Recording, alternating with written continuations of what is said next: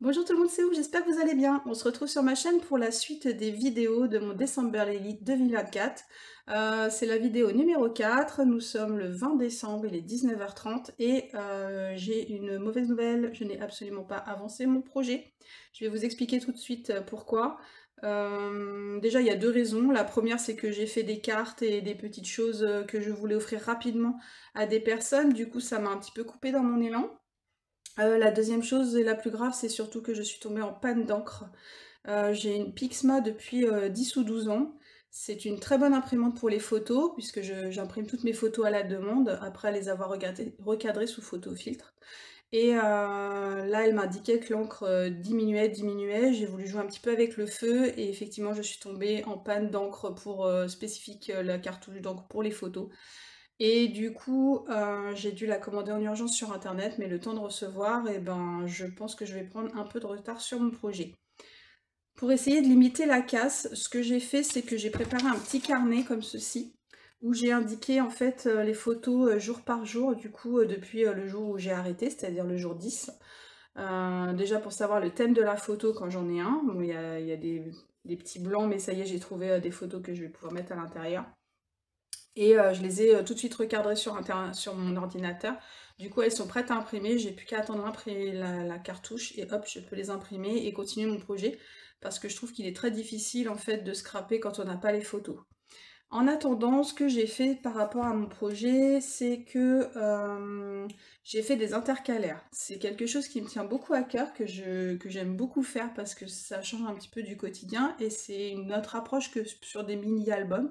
Du coup, les intercalaires des DD, j'aime beaucoup. Et donc cette année, j'ai voulu en faire quelques-uns en attendant de recevoir les photos. Je vous ai donc préparé déjà une première page comme ceci. Donc c'est une page toute simple avec un die floral qui a été découpé. J'avais fait une fenêtre et j'avais l'idée en fait de laisser par transparence voir la photo qui se trouvait derrière et tout ça. Et puis finalement je suis tombée sur ce papier, je sais pas si vous le voyez au fond, c'est un papier Action où il était marqué OOO et c'est une très vieille collection, hein. C'était les vieilles plaques de papier, il faudrait que je vous montre. Alors c'est pas forcément celle-là mais ça se présentait comme ça. Alors ma scraproom est toujours en grand bazar, il y en a partout, je suis étalée partout par terre, tout ça. C'était sous ce format-là. Et voilà, c'était même dans ce bloc-là. Donc j'ai trouvé ce papier et ça ressortait vraiment super bien. Et du coup, je me suis dit que j'allais faire un petit tamponnage dessus pour, voilà, pour le mettre en valeur. Je trouve que ça rendait vraiment bien. Et du coup, le tampon, c'est un tampon Straposphère, c'est la nouvelle collection. C'est le petit hibou que vous voyez là. Et j'avais au départ, j'étais partie sur le petit renne qui est là. Il est super mignon. Vous pouvez le trouver en boutique, hein, ils sont tous les deux disponibles. Et le petit renne, en fait, ça rendait pas aussi bien parce qu'il avait beaucoup trop de blanc. Il aurait fallu que je colorise, et vous savez, moi j'aime pas trop coloriser les tampons, j'aime bien les utiliser tels quels en noir et blanc. Et du coup, le hibou était vraiment super parfait, avec ses gros yeux noirs, il ressort vraiment très bien. Donc voilà, j'ai fait cette petite page, et puis j'ai fait une deuxième intercalaire. Toujours sur le même concept de pouvoir bien séparer en fait mon album en plusieurs morceaux. Et je suis partie d'un die qui se présente sous cette forme, c'est un sapin.